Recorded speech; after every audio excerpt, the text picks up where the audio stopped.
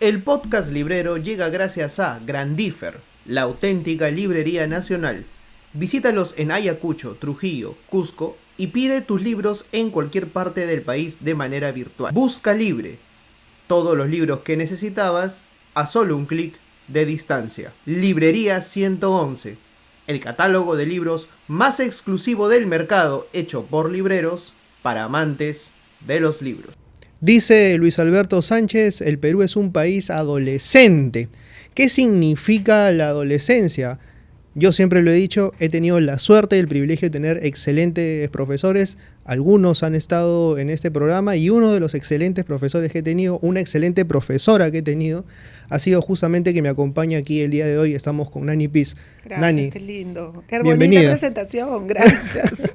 ¿Cómo voy a hablar después de esa presentación? No creo que sea la mejor que te hayan hecho igual. Qué hermosa, esta está hermosa. Gracias, qué lindo estar acá, por fin. Por fin, luego de muchos intentos, ¿no? Muchas gracias. Desde octubre, que más o menos Gracias estamos por intentando la entrevista.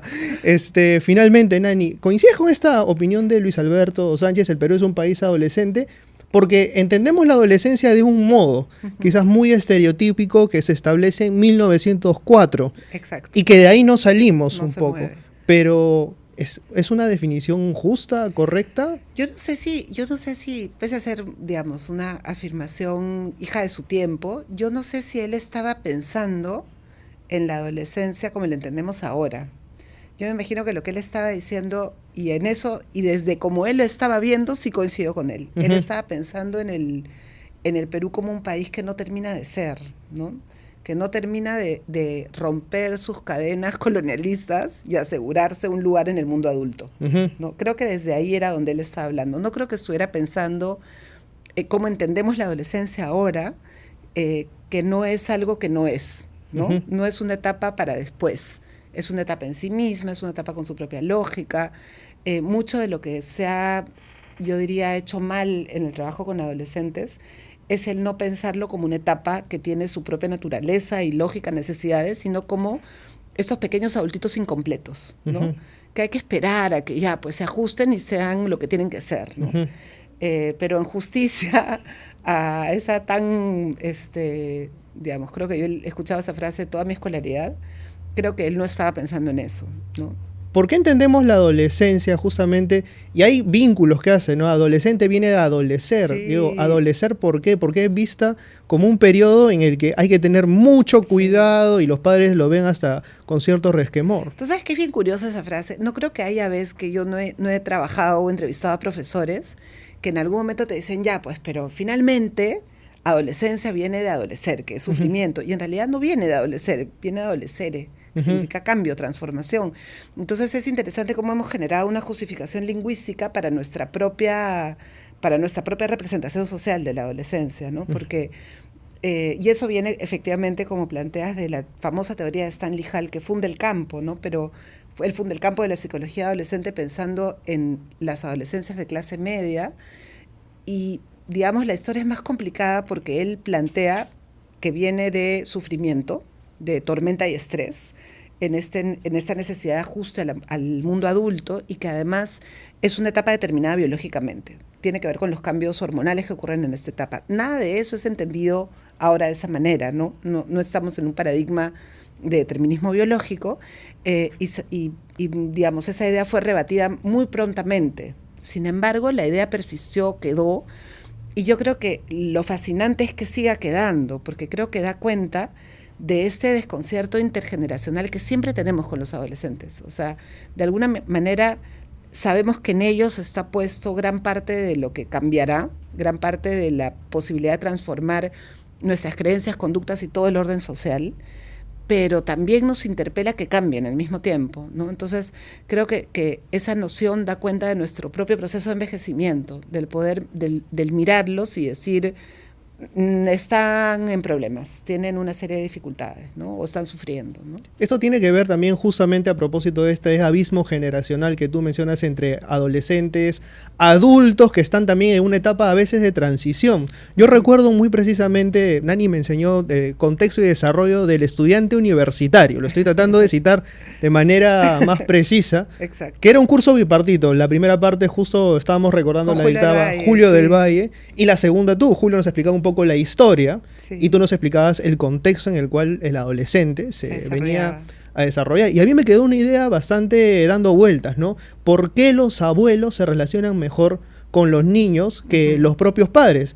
Y es porque los dos están en una etapa de sus vidas mucho más pareja que los propios padres. ¿Podrías comentarnos un Es poco bien eso? interesante lo que pasa a nivel cognitivo, ¿no? De hecho, hay un proceso de ralentización en el sistema de procesamiento. Entonces, mientras que los adultos tardíos empiezan no a procesar mal, ni a no poder procesar, pero solo a necesitar más tiempo, ¿no? Porque todos los sistemas sensoriales decaen, entonces entra menos estímulo, pero esa mente que al mismo tiempo está con mayor capacidad de integración que nunca, lo que llamamos sabiduría, esa capacidad de integrar el todo con el todo y de ser muy práctico a la vez y muy sintético, va a requerir más tiempo para procesar. Y ese es el mismo tiempo de un niño pequeño.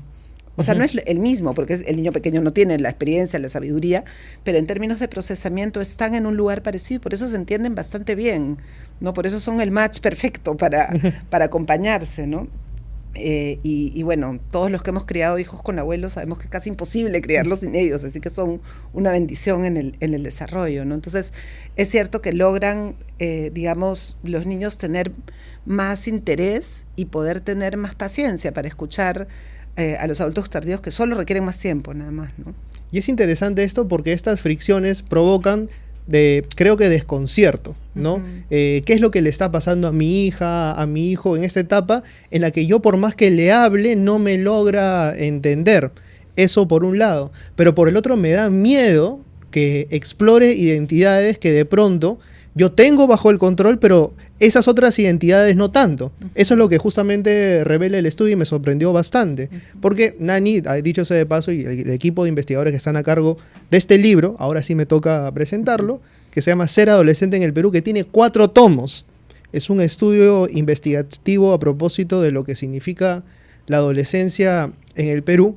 Revela puntos bastante interesantes y uno de los que quiero explorar es ese, ¿no? ¿Por qué este miedo de los padres a que sus hijos encuentren su identidad? Se revela también en las respuestas de los chicos, ¿no? Sí.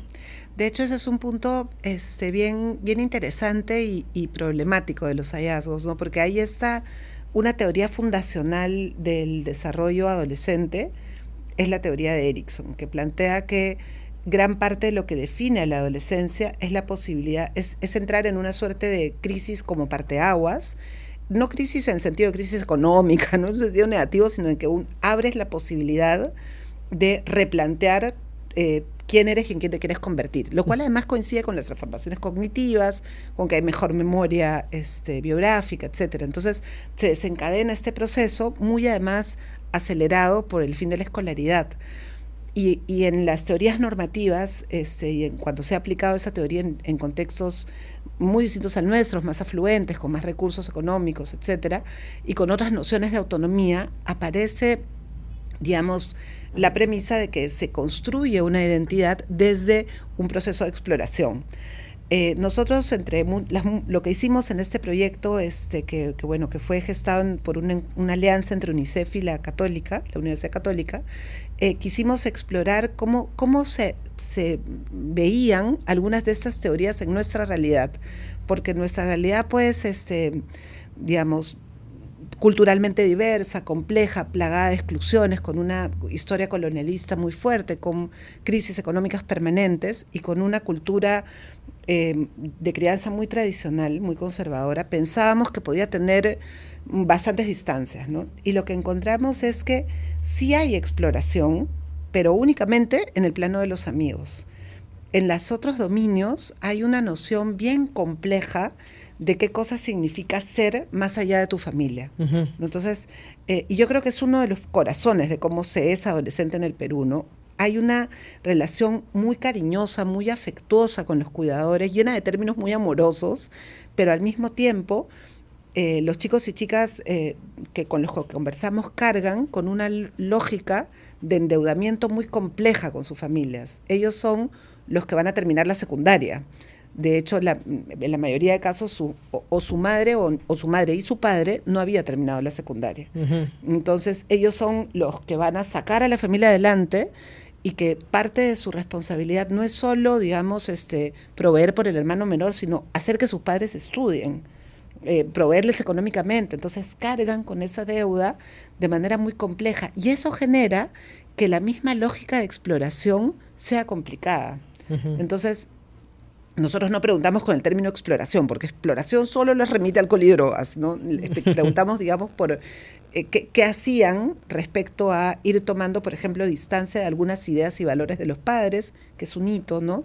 O ir pudiendo entender cómo entienden las relaciones de pareja, más allá de sus padres, ¿no?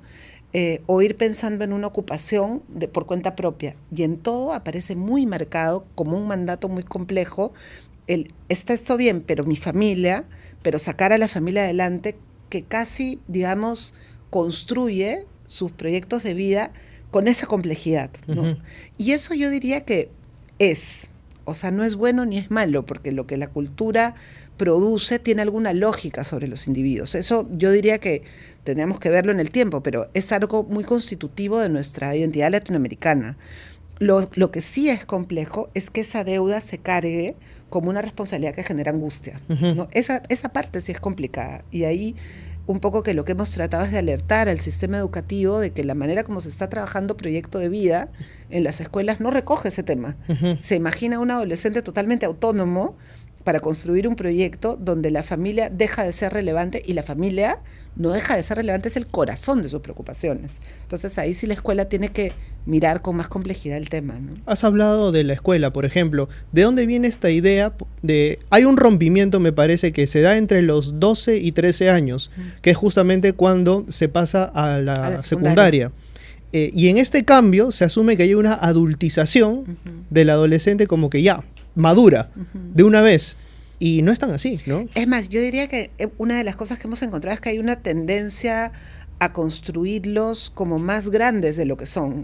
Y en eso también nos distanciamos de muchas teorías psicológicas que explican a la adolescencia, porque más bien nosotros les preguntamos a los chicos y chicas qué era para cómo recordaban sus etapas anteriores y el ser adolescente, y a diferencia de lo que el sentido común establece, que es pues es una etapa de libertad, es una etapa... Para ellos pierden, ellos sienten que crecer implica perder ese trato cálido que tenían en la niñez, perder la posibilidad de ser cuidados, de ser sostenidos, y que ahora más bien lo que diríamos, lo que diría el sentido común de la adultez, y que ahora ellos estaban a cargo.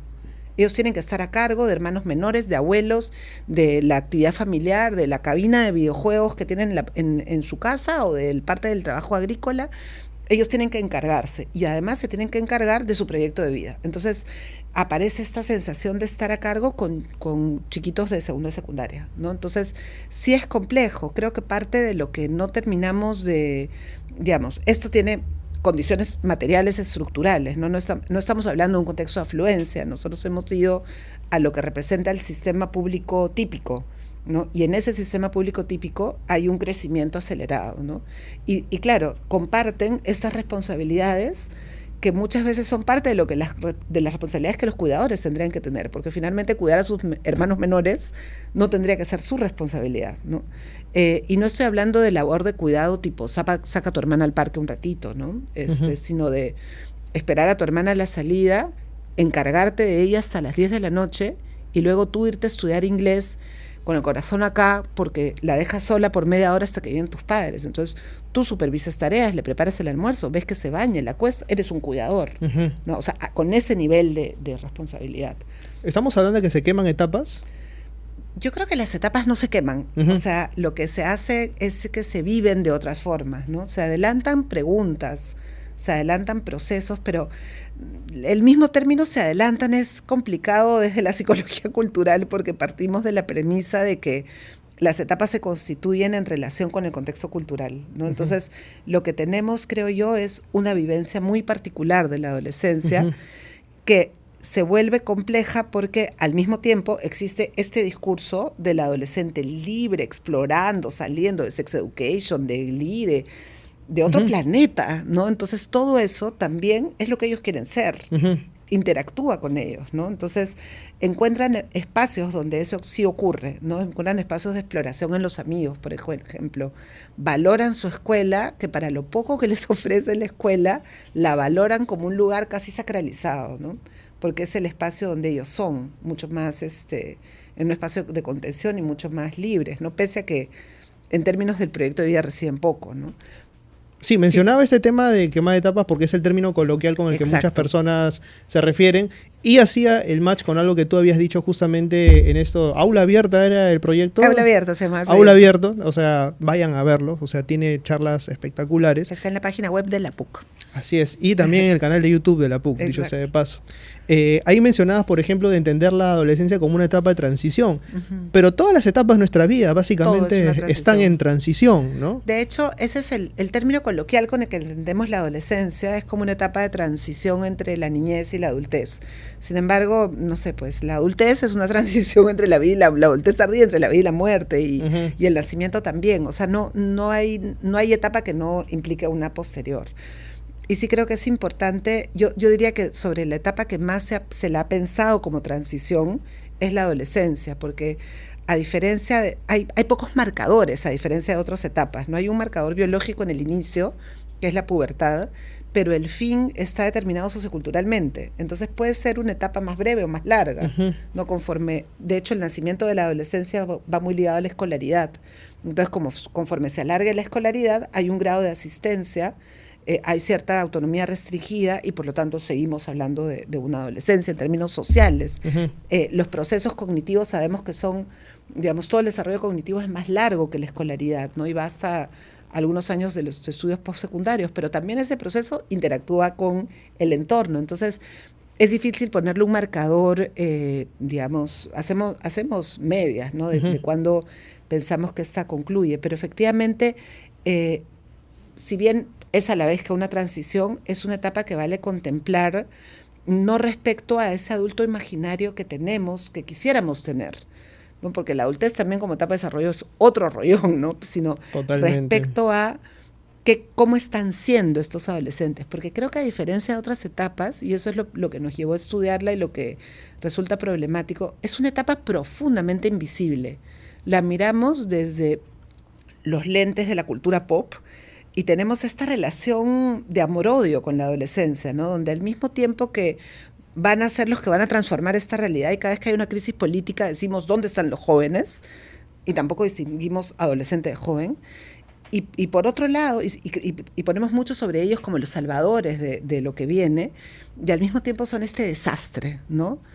Que son, pues, que nos preocupan, que no los entendemos, porque ahora los jóvenes y ahora pasa. Entonces, estamos siempre cargados de lentes distorsionados que, bueno, fuera están en nuestra sobremesa familiar, están en la política pública, están en la formación docente, están en los manuales de crianza. Si tú vas, pues, tú que conoces todas las librerías de nuestro país, si vas... No sé si todas, pero por ahí... también soy adolescente en ese sentido. Estoy descubriendo mi identidad, quiero saber a qué librería pertenezco, ¿no? Si vas a una sección que estoy segura que no es la parte para nada fundamental de tu identidad, que es la sección de autoayuda, y vas a ver que ahí aparece una locura de cantidad de libros hechos para apoyar a padres y madres en su proceso de criar un hijo adolescente, ¿no? Entonces, socorro, tengo un hijo adolescente, sopa de pollo para el alma de la mamá del hijo adolescente, chocolate caliente, claro, y hay toda esta patologización de la adolescencia. Como si fuese un problema, Como ¿no? si fuese un problema, como si fuese una etapa donde existe una condición clínica que los defina a todos, ¿no? Y hay que resolverla. Entonces, eso es problemático, porque seríamos la peor especie si tuviéramos una etapa con esas características, ¿no? Ahora, pienso un poco en esta etapa de descubrimiento y lo que significa encontrar tu lugar en el mundo. O sea, creo que a veces uno nunca llega incluso a encontrar su lugar en el mundo. Más, a mí me ha tocado enseñar durante muchísimo tiempo en colegios, y había una presión enorme por parte de los chicos, desde tercero de secundaria, ¿qué carrera voy a escoger? ¿Y por qué? Porque esto es para toda la vida. O sea, a mí me preguntaban, y yo ahí era un poco el punto diferente, porque le decía, haz lo que quieras hacer y date tiempo para descubrir, para explorar. pero es que no, que ya tengo que entrar a la academia, no, que la academia tengo que entrar a la universidad, no, que yo ya quiero entrar, que quiero hacer el estudio en bachillerato. O sea, había toda una presión detrás. ¿Y esto a qué me lleva a pensar? Cuando uno entra a estudios generales, tienes justamente ese tiempo como Exacto, para poder sí. ubicarte. Muchas personas me dicen, no, que los estudios generales, no, hay que entrar de frente a la carrera. Yo le digo, aguanta un rato, te das cuenta del periodo de vida en el cual está este adolescente. Exacto. Y ahí me sacan otra carta, ¿no? Estas decisiones en Alemania, en otros lados, pero estás hablando de otra realidad. Es otro planeta. Es sí. otro contexto sociocultural. Exacto. O sea, ¿cuál es la importancia justamente de los estudios generales en esta etapa de la Yo vida? diría que son cruciales Ujú. en cualquier parte del mundo. Tener un espacio para poder afianzar, abrir y afianzar es fundamental, pero en este país son fundamentales porque tenemos de los egresos más tempranos del mundo. O sea, de nuestros colegios salen guaguitas, salen adolescentes medios con todos los procesos abiertos que tienen que tomar además muchas decisiones y que tampoco tienen, por la precariedad de nuestro sistema económico, tenemos jornadas de trabajo absurdas en este país, ¿no? Entonces, que tampoco tienen necesariamente un soporte para poder haber sido acompañados a tomar esas decisiones. Si tienes la suerte de tener un profesor como tú en una escuela que te acompañe, pues es una bendición, pero en la mayoría de casos estos procesos están mal pegados, ¿no? Entonces, los estudios generales y creo que por eso fue un acierto en la hora tan maltratada de la ley universitaria, el pensar que esto exista de manera general, ¿no?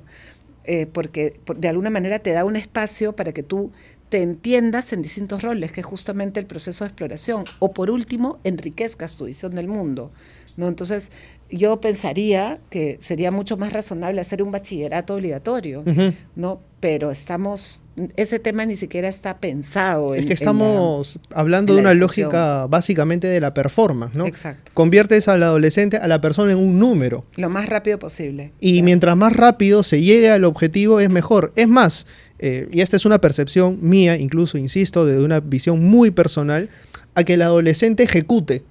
O sea, no tanto a que encuentre una identidad o a que genere procesos cognitivos mucho más elaborados, que llega a encontrar quizás ya en una etapa de su vida en la que le cuesta mucho más, o sea, tomar una decisión por cuenta propia que por el contexto en el cual está. Claro, porque el pensamiento crítico es peligrosísimo, ¿no? Para quienes tienen intenciones, bueno, para las clases dominantes que han habido en nuestro país, ¿no?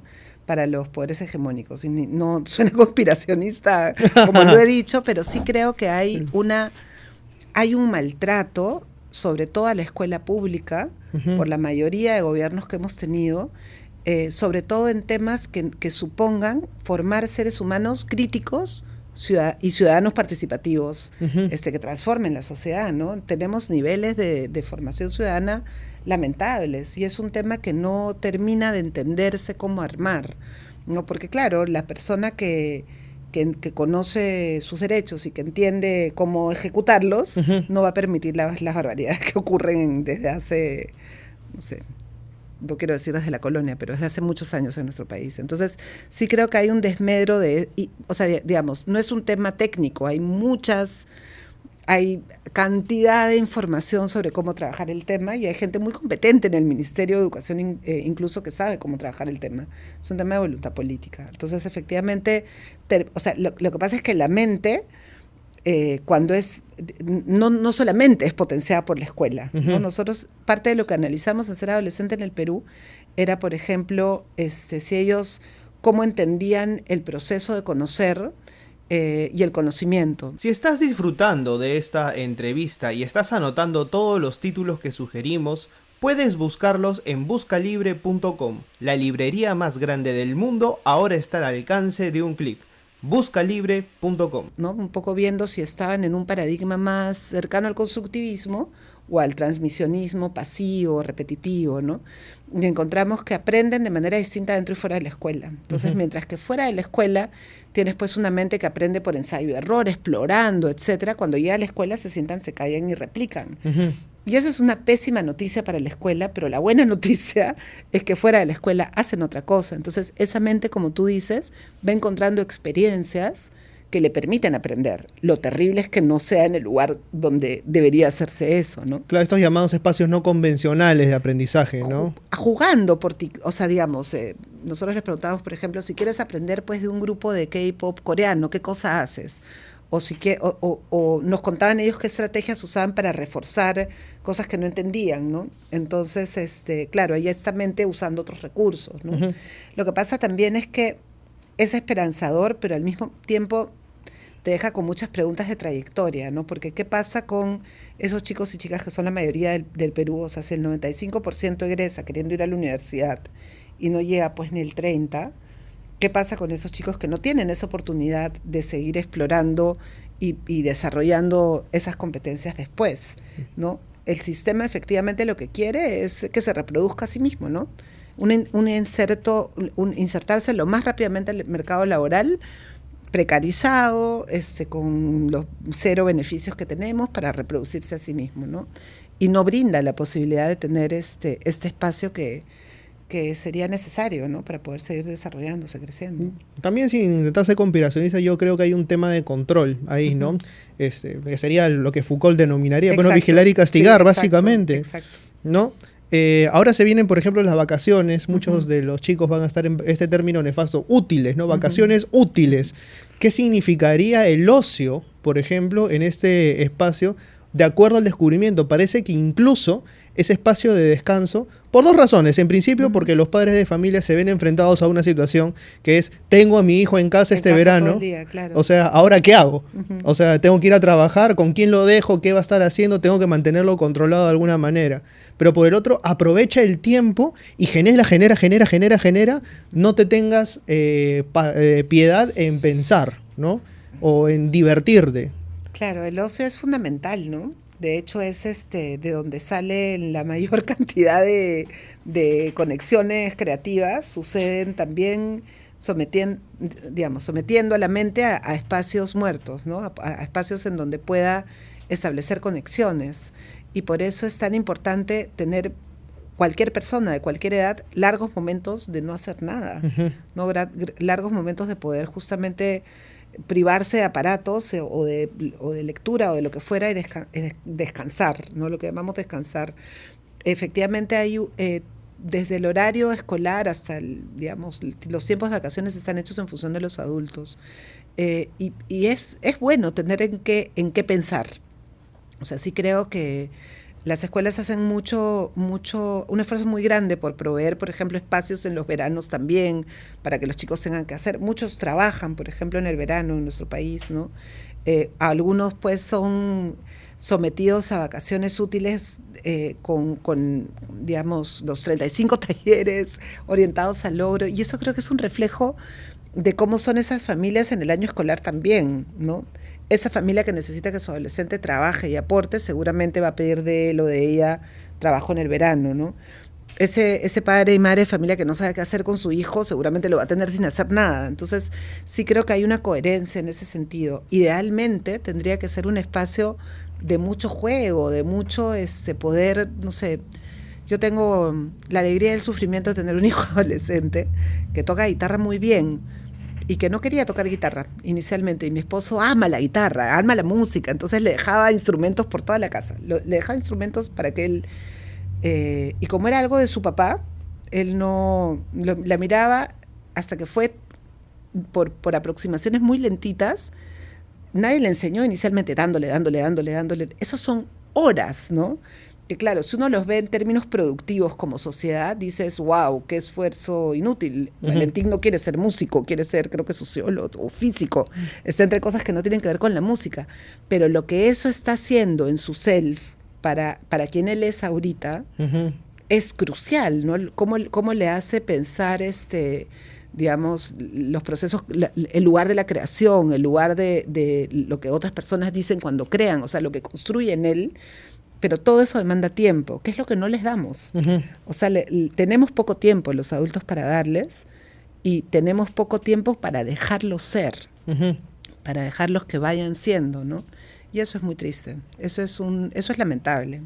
Eso es quizás lo que más deberíamos estar combatiendo de este Es que justamente tú mencionas que esta aproximación que ellos hacen al encuentro de la identidad lo hacen a través de los amigos o a grupos cercanos. Y es ese justamente claroscuro sobre el cual los padres por ahí pierden un poco el control y dicen, uy, ese chiquito, esa chiquita no me gusta, no te juntes con ellos. Bueno, fuera que supieran. Yo creo que es más problemático. Por lo menos lo que nosotros hemos encontrado es que, bueno, se nos cayó uno de los grandes mitos de la adolescencia, que es que los padres dejan de ser importantes y los amigos pasan a ser más importantes. Lo que hemos encontrado nosotros es que los cuidadores son cruciales. Ya había una serie de estudios que decían que eran como la primera llamada de emergencia, la primera persona a quien buscaban, pero acá lo que encontramos es que para ellos no hay bienestar subjetivo posible sin familia. Y los padres son importantes, pero los cuidadores son cruciales. Y más bien lo que demandan continuamente, casi como un lamento, es el poco tiempo con los cuidadores. Tienen muy poco tiempo con ellos y ellas porque están pues en labores trabajando, ¿no? Y más bien con los pares pasan tiempo principalmente en la escuela. La categoría barrio ha desaparecido. No sé Eso es tremendo, ¿no? No sé si la mató Sendero, no sé si la mató la dictadura, pero el barrio es un lugar de peligro para ellos. Entonces pasan nomás, pasan por él, ¿no? Van y compran pan, salen corriendo, pero eso de hacer tu parque, estar montando bici, no lo hemos encontrado más que en zonas rurales.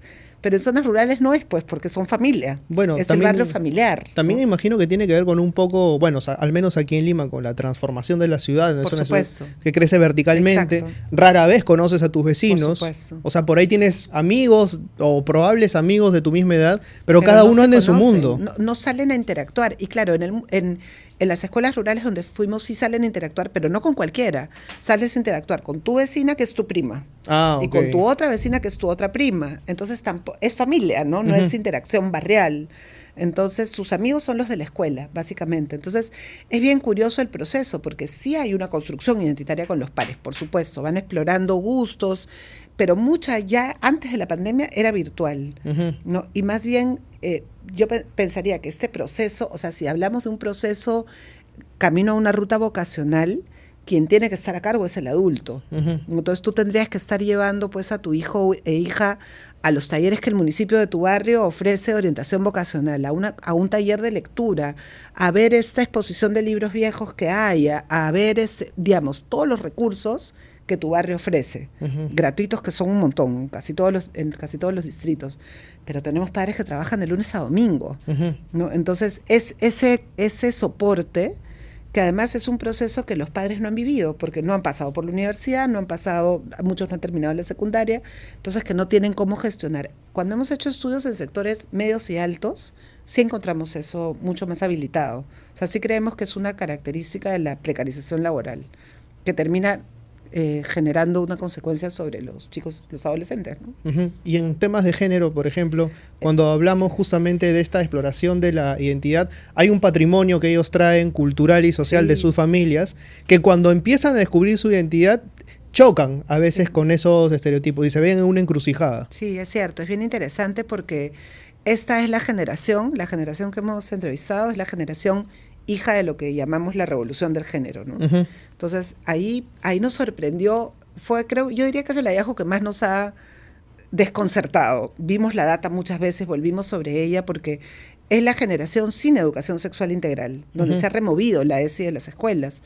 Entonces, por ejemplo, ellos no sabían lo que era educación sexual integral, no habían escuchado la controversia entre los grupos antiderechos y el Estado, no sabían de eso. Era el tema del que más querían hablar. De hecho, nosotros hicimos entrevistas en profundidad en varias sesiones y a veces nos tomaba 2 horas la entrevista solo de género, ¿no? Era el tema que más curiosidad les daba y había pues una sensación de que pese a que lo importante que eran sus cuidadores y cómo podían traerles cualquier tema para conversar, de eso no podían hablar.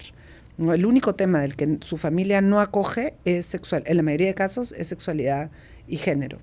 Y a veces política también. Y la escuela simplemente no existía. Entonces había por ahí el profesor o profesora extraordinaria que tocaba el tema, pero no estaba en currículo, era un enfoque biologicista, básicamente cambios de la pubertad, y la principal fuente de información eran los amigos y amigas. Sin embargo, y ahí es donde viene la parte desconcertante, nosotros preguntamos, indagamos por muchas cosas en términos de género, exploración, información, etcétera, Y dos hallazgos nos sorprendieron. El primero era, les pedimos que con una técnica para evitar deshabilidad social, poder recoger cómo habían variado sus estereotipos de lo que era un varón y una mujer. Ujú. Y hay una crítica muy fuerte a los roles tradicionales de género, pero que no está en su entorno. Su entorno tiene roles tradicionales de género. Su entorno los educa de manera tradicional en el género. Entonces empezamos a preguntar de dónde venía esa, pero además con ideas muy, muy afianzadas y muy comunes, ¿no? Y es un discurso bebido de los pares y de las redes. O sea, creo que ahí las redes hacen un trabajo, sin quererlo, crucial. Y lo mismo encontramos respecto a la diversidad sexual, ¿no? Les preguntábamos también, digamos, tienen una confusión tienen confusiones atroces, o sea, por ejemplo, que el HIV se transmite por alimentos, o que confunden género con sexo, voltean los términos, confunden expresión, como todos los peruanos, digamos, ¿no? Y mezclan términos de manera muy compleja, pero aparece un discurso que es, yo diría que el discurso más claro que aparece, de defensa del derecho a amar a quien uno ame, muy fuerte. Y no hablan de una persona no heterosexual o de un patrón no heteronormativo fuera, sino es mi amiga lesbiana que la profesora en clase le dijo que estaba mal querer a una mujer, entonces yo me molesté y la acompañé fuimos a la directora a hablar con ella, a quejarnos, o sea, es casi el único espacio de activa participación política que tienen, ¿no? Uh-huh. Y su amigo gay, su amiga lesbiana, mucho más gays, lesbianas y bisexuales que transexualidad, que no aparecía como categoría ni siquiera, no era una persona en abstracto, era su amigo, su amiga, su vecino. Entonces a nosotros nos pareció fascinante porque hay un germen de participación política bien valioso que, claro, la escuela no está en capacidad de usar, porque la misma escuela está permanentemente hackeada por estas leyes antiderechos que les quitan el derecho a enseñar eso y lo vuelven a poner, ¿no? Sin embargo, sí aparecía mucha elaboración que era sobre todo empírica. Y les decíamos, ¿y eso de dónde? O sea, ¿cómo así? ¿De dónde sacas esta información? ¿Con quién la conversas? Y nuevamente venía de pares y de redes. Uh-huh. Yo creo que ese es un punto de quiebre muy fuerte con sus familias, ¿no? Es más, algunos chicos y chicas que eran bisexuales o gays contaban de su proceso de educar a sus padres, uh-huh, ¿no? De su proceso de hacer que sus padres entiendan. Algunos tenían padres que no entendían, ¿no? Y que estarían en proceso, pero sí se sentían en ese sentido acompañados por su generación. Uh-huh. Y claro, si vemos en el lado del vaso lleno, eso es esperanzador, ¿no? Porque si hay algo que se ha configurado a espaldas de la educación, del sistema, y a espaldas de los adultos acompañando ese proceso, pero que es muy sólido. Nuevamente hablamos aquí de la importancia de los espacios no tradicionales, ¿no? Exactamente, ¿no? Entonces contaban de páginas donde se informa una chiquita preciosa que estaba entendiéndose como bisexual y que había tenido en línea su primera pareja y que solo conocía chicas bisexuales o lesbianas a través de estos espacios, ¿no? Entonces, la página le dio el valor para ir y hablar con su papá. Entonces, uh-huh, claro, hay basura en Internet, por supuesto que la hay espacios de peligro, pero también hay eso, ¿no? Uh-huh. Entonces, creo que lo que los lleva a la página o los lleva a sus amigos yo creo que es un discurso global, uh-huh, ¿no? Esta disrupción justamente entre lo que por ahí generaciones mucho más tradicionales asumían versus lo que los jóvenes hoy están aprendiendo fuera de los espacios convencionales, porque hay una urgencia. Exacto. O sea, uno busca lo que no encuentra que necesita, claro, dentro de eso. También me lleva a pensar en cómo este diálogo se rompe a partir de términos que ya algunos implantan, por ejemplo, de decir a esta generación de cristal a la que todo el mundo... Yo digo no, o sea, para mí no es una generación de cristal, están visibilizando cosas que antes estaban muy normadas, muy normalizadas y que evidentemente expresaban una violencia, claro, tácita que nadie había percibido, pero que sí es y que crea realidades en las personas. O sea, lo que a mí me afecta no te va a afectar a ti igual y a otra persona igual. Entonces, sí, hay que tener cuidado con eso, ¿no? Pero además es insólito, ¿no? Porque todos esos términos son importados. Mi generación se supone que era la generación X. Uh-huh. Acá estábamos en una dictadura, no tenía nada que ver con lo que vivía Estados Unidos con ese término. O sea, hay una importación de términos. Este término de generación de cristal es importado también y no responde al país que tenemos. O sea, responde a una realidad donde hay cierta conquista de derechos que no se quieren ceder. Nuestros adolescentes no tienen derechos. Es más, no tienen derecho alguno conquistado y los jóvenes adultos en situación laboral son los más precarizados. Entonces, no están defendiendo un derecho conquistado, están defendiendo su derecho a existir.